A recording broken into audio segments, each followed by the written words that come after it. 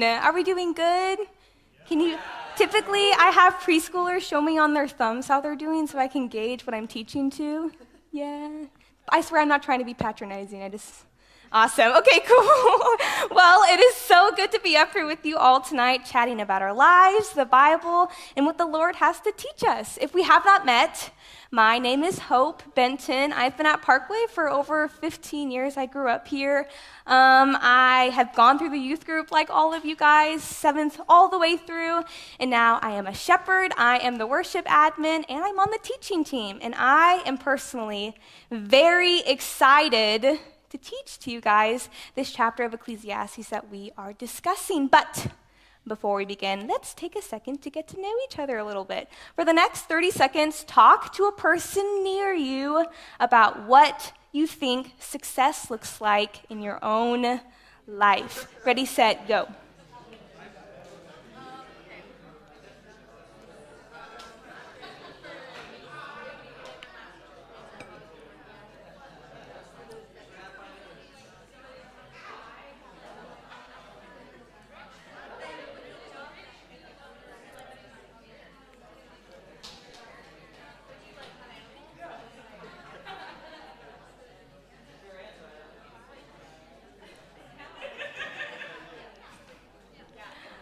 All right, you guys, come on back in. I have an answer to this question, but I'm going to give you my answer not through the lens of 19-year-old Hope. We're going to look all the way back to little Hope, take a little stroll down memory lane, and we're going to talk about what my idea of success looked like when I was younger. Just to give some context, when I was younger, I went through many different stages and had many different hopes and dreams of what I wanted to be when I grew up.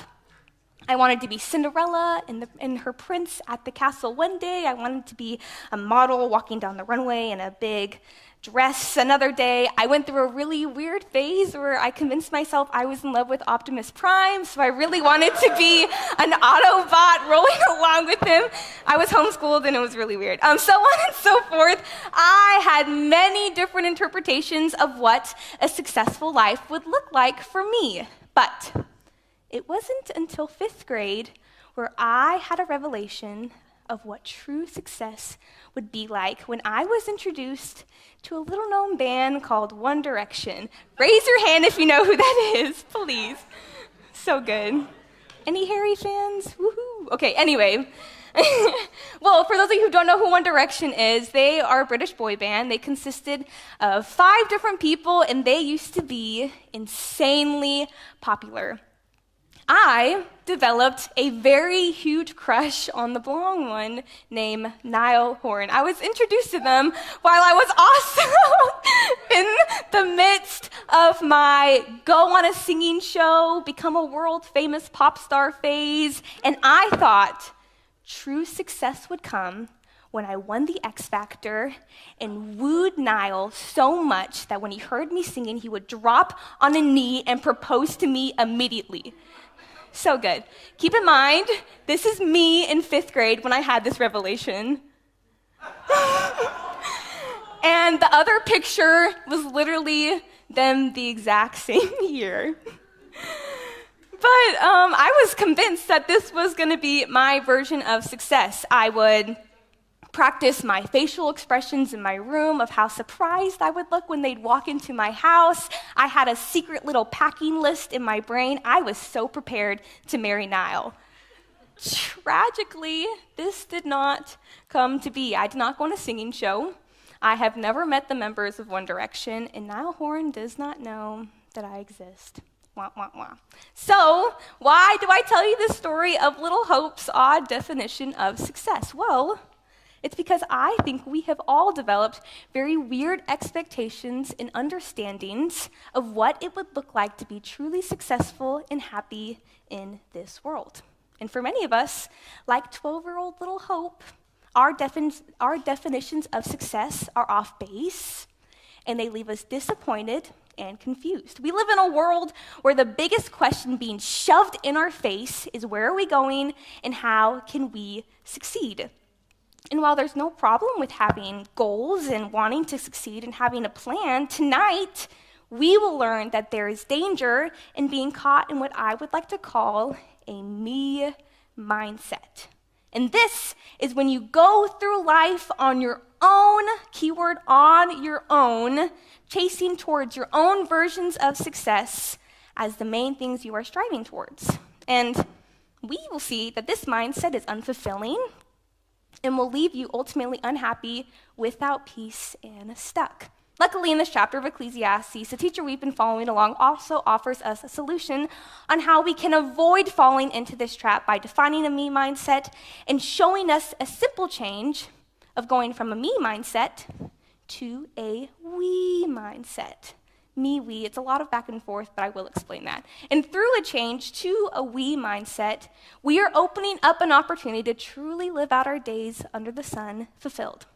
Super exciting, right? Okay, before we do that, let's pray. Bow your heads with me. And if you feel comfortable enough, I invite you to pray for yourself. Pray for your heart, that it be softened and curious. For your mind, that it would not be distracted and that you would hear the words that God has to say to you.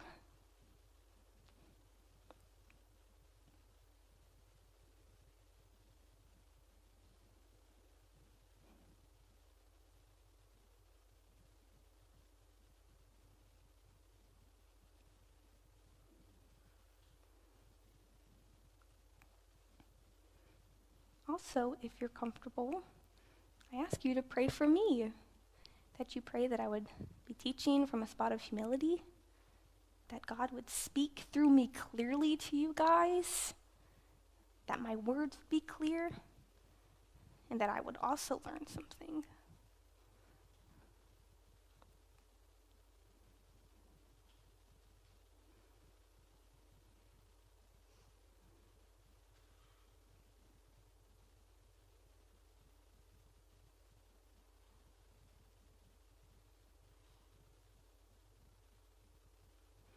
Heavenly Father, you are good, you are sweet. Thank you for this community. Thank you that we can come together and gather and talk about you and learn more about you, God. I pray that tonight would be sweet, that we would learn, and that we would be curious to what you have to say to us. Thank you for everything you give, God, and everything you take away.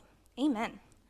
All right, you guys, tonight, as you all know, we have been walking through Ecclesiastes. We will be in chapter 4, verses 1 through 12. If you do not have a Bible, I encourage you to wave your little arm in the air, wiggle it around, and hopefully one of our shepherds will bring you a Bible. Also, if it's normal for you not to have a Bible, take the Bible home. Read it, study it. I promise you it's the best book you'll ever read. Cool. Well, before we jump in, let's do a quick little recap on what we've been talking about in the previous week. Something cool about this sermon and last week's sermon is that they are connected. It's super neat. So far, we are following this teacher and all of the rich wisdom that they have to offer. And one of the topics discussed was how we as humans tend to fall into this pattern where we want complete control over our lives. We do this because if we have control, we can possibly find contentment in the things we want to pursue in this world that is constantly spinning in different directions. However, we see that this is unsuccessful because the fact of the matter is that we do not have control. There are laws and rules put into place in this world about nature and time that we can try and bend all we want, but the fact of the matter is that we are not God. This is unsuccessful, and the things that we are chasing after simply leave us confused, angry, and discontent. Some examples of us trying to chase control would be like cheating on a test because you want to control the grade you have in the class. Or maybe a guy or a girl took your man's or your gal and you gossip about the person they're not with because you're really angry and you want to control people's expectations on them. Or maybe your life is crazy spinning out of control, so you are lashing out, doing outrageous things in hopes of grabbing onto your world that is always spinning. Well, unfortunately, we know that the teacher will catch you cheating, maybe. That boy or girl will continue to date other people, and those outrageous decisions leave you hurt and confused. This happens because we don't have control over our lives, you guys, no matter how hard we try to grasp onto it.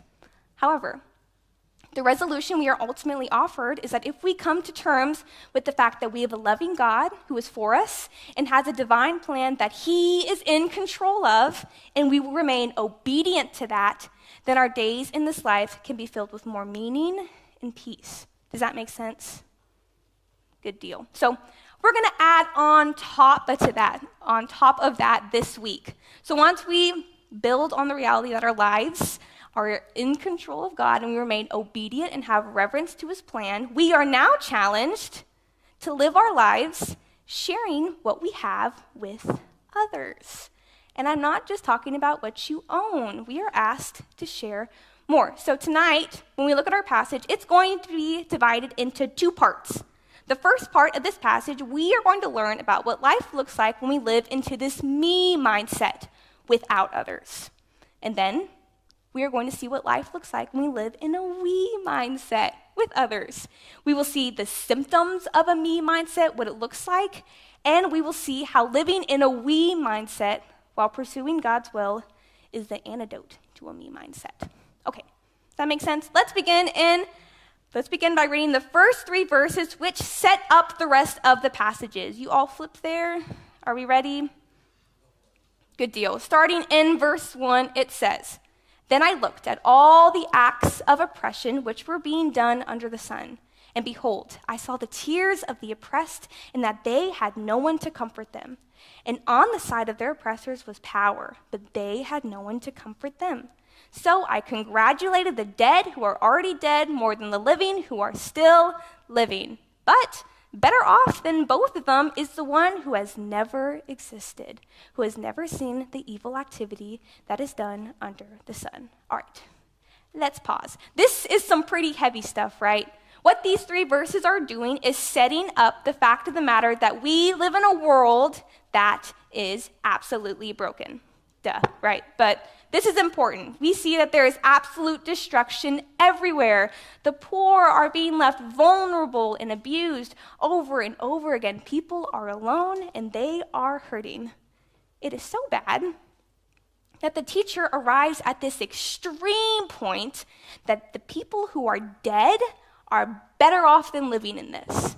And then, if that's not extreme enough, he takes it a step further and he's like, actually, no, it's better to not even be alive than be in this.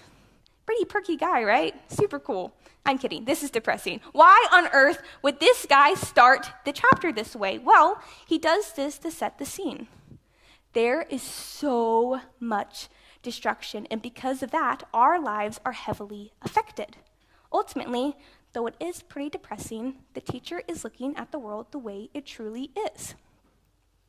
And I want to pause and ask, how often do you allow yourself to do this?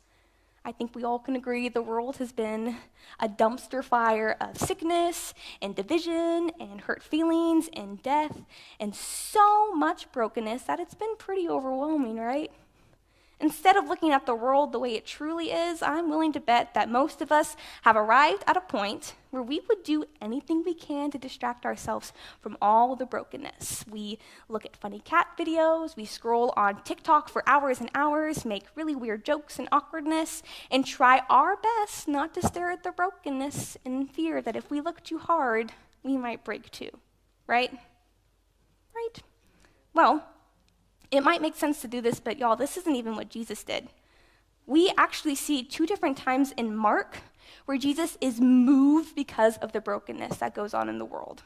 And there are more times where Jesus is moved by brokenness, but I read this commentary called Living Life Backwards, and the author brought up some really good points that I want to talk about. So we see once that Jesus is healing a man who is deaf and could hardly speak, and there's another time where he's interacting with these hard-hearted Pharisees. So before he heals the man, it says that Jesus sighs, and then he heals the man by telling him to be open. And then, when interacting with the Pharisees, he uses this Greek word that I unfortunately cannot pronounce, but it also means to sigh. And this word is also used in Romans 8:22, when Paul is talking about how creation groans under the trauma that the curse of sin has left on earth. I bring this up because Jesus, groaning with the creation and seeing all the damage left on people, and sees all the damage left on people in different ways because of it. Why do I bring this up? It's because the teacher is doing the exact same thing in this passage. They both are noticing the brokenness of the world around them. And I bring this up for you guys because we as Christians, it is detrimental that we stop living our lives ignoring the destruction around us by numbing our brains with any distraction that will get us by. We are in a broken world, people. We need Jesus and we need each other. The oppressed are lonely and broken. The oppressor is lonely and broken. If we live in a way that ignores the brokenness of the world, we are putting ourselves at risk of falling into self-sufficiency, aka a me mindset. And that tells us that we don't need anything, we don't need Jesus, we're fine on our own, strolling along. Unfortunately, that's not true. If you live life by yourself, you're ultimately living a life that is unfulfilled and lonely. But the good news is that we can acknowledge the brokenness in the world around us because we are made whole through Jesus, right? He heals our brokenness, so we can look at the brokenness. We won't break seeing the world as broken, but we will break if we live through this broken world without living for Jesus, without others. Does that make sense? We will break if we live through this broken world without living for Jesus with others. So the ultimate point I'm trying to make is we live in a world that is filled with broken people, with broken hearts that need Jesus and each other. Does that make sense? So that is the baseline. I'm going to pause and ask you guys a really weird question.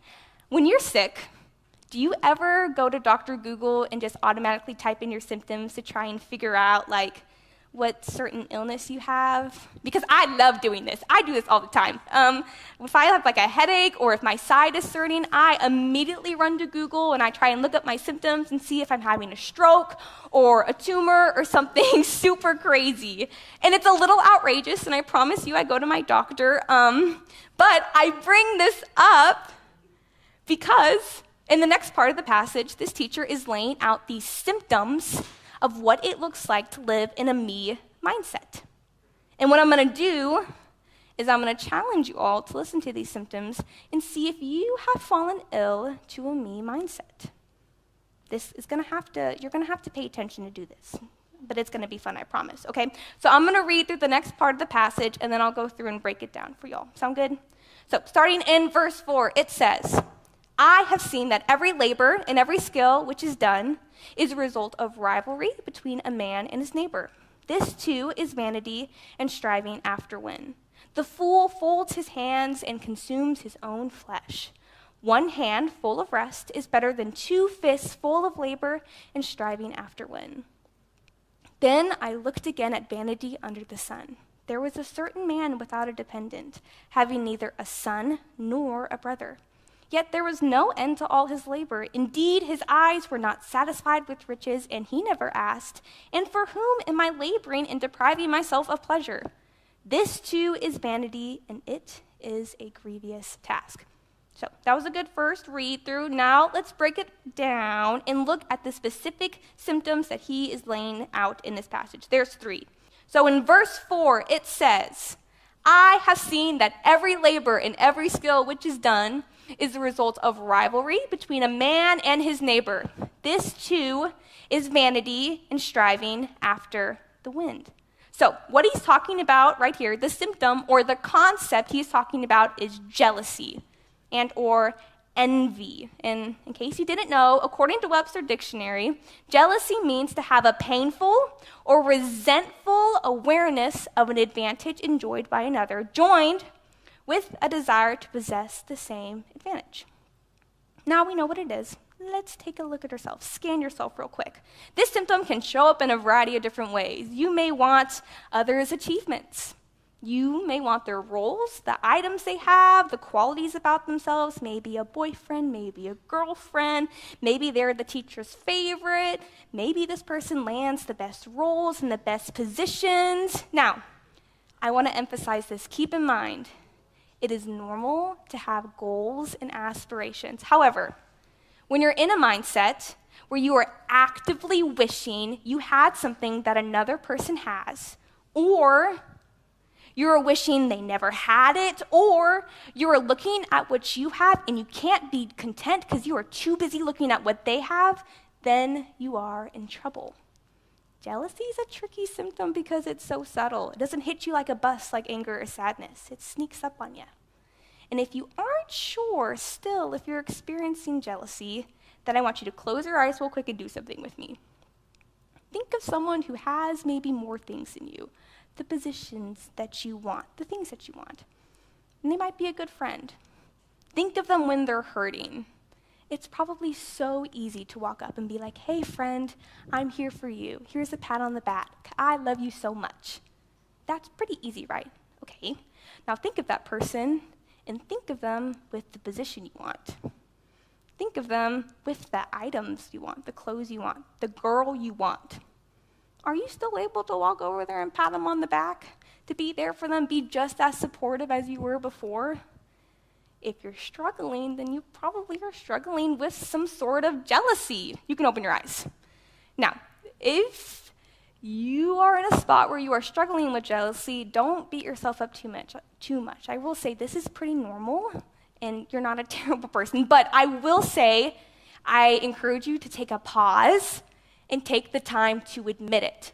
Talk to your people about it. Apologize for how this has been hurting your friendships. Seek humility, and as hard as it may be, swallow your pride and take these steps, and I promise you the outcome will be deeper relationships and or a chance for you to really grow. Does that make sense? All right, the next two symptoms are literally opposites of each other, but ultimately have the same result. Let's look in verse 5. It says, the fool folds his hands and consumes his own flesh. One hand full of rest is better than 2 fists full of labor and striving after wind. Then I looked again at vanity under the sun. There was a certain man without a dependent, having neither a son nor brother, and yet there was no end to all his labor.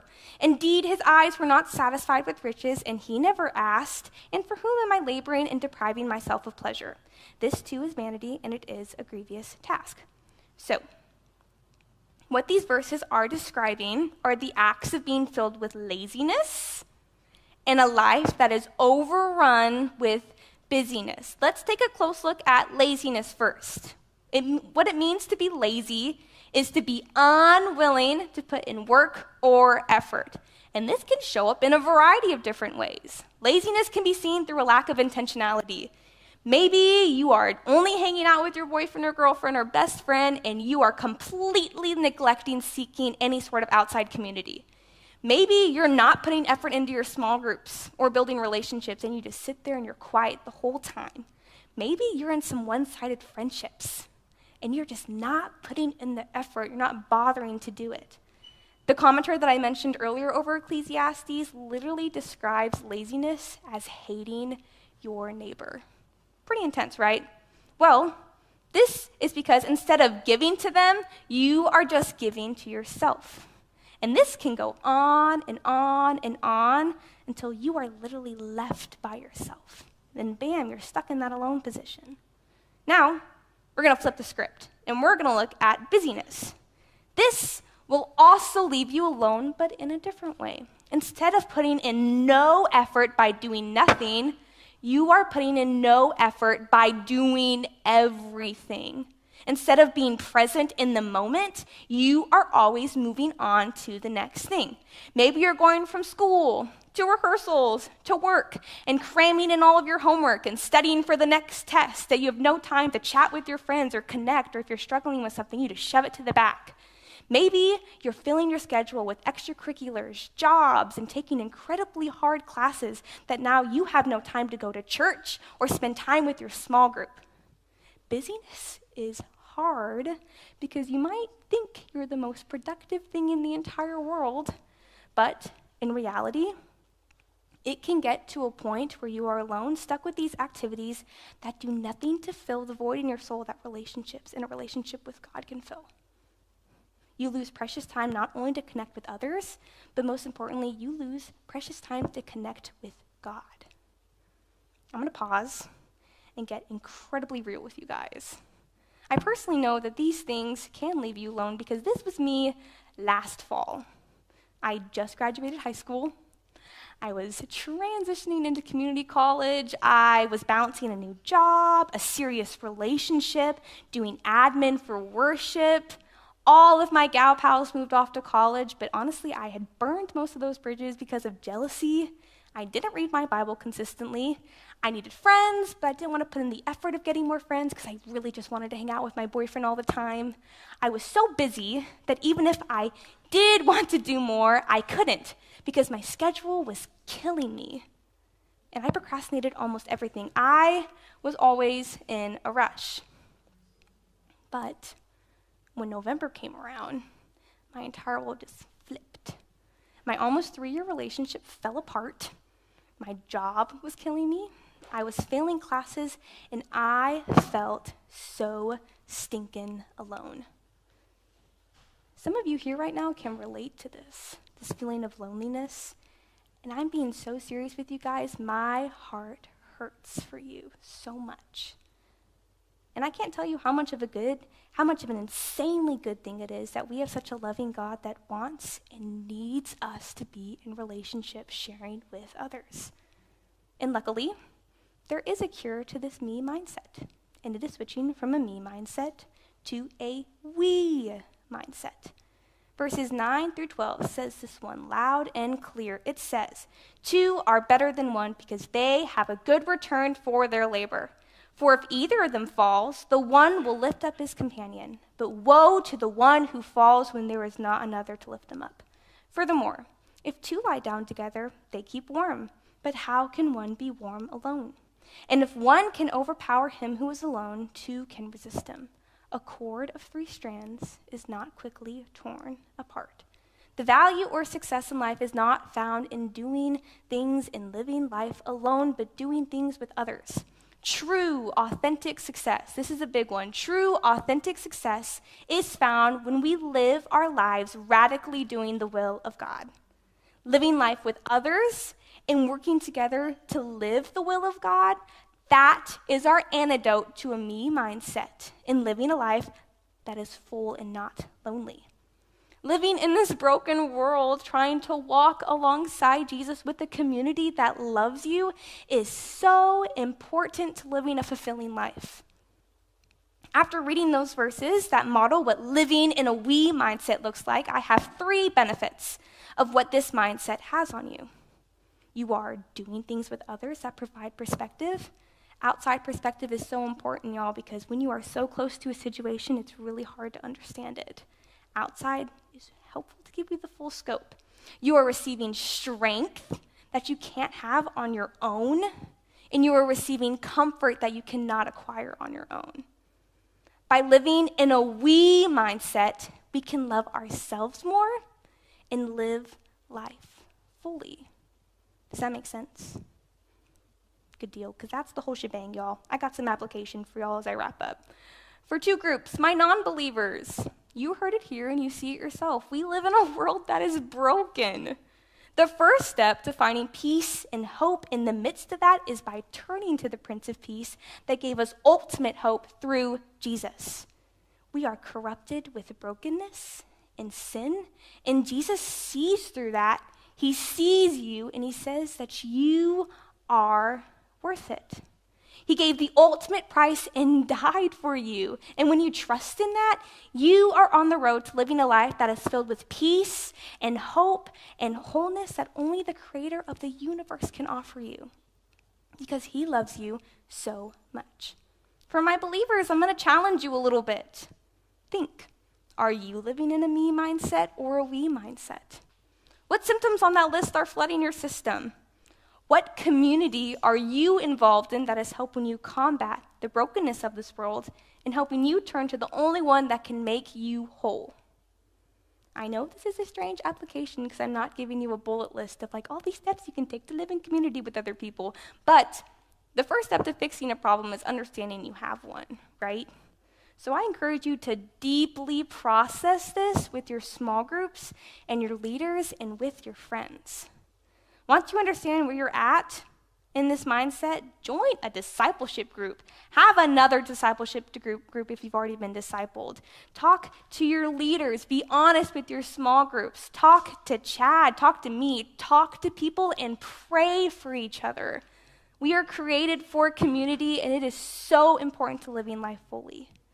Through living in deep, authentic relationships, you are gaining such an important and incredible opportunity to live life to a degree of fullness that God can only offer. When we do that, the amount of success and happiness that we achieve is so much more than this world can give us. Let's pray. Dear Heavenly Father, thank you for these sweet kids. Thank you for these amazing leaders. Thank you that we can come together and talk about you with each other, God. I pray for everyone that we'd be able to take next steps together, locking arms, and that our discussions would be good and fruitful and authentic. Thank you for everything you give, God, and everything you take away. Amen. You guys can go to your small groups.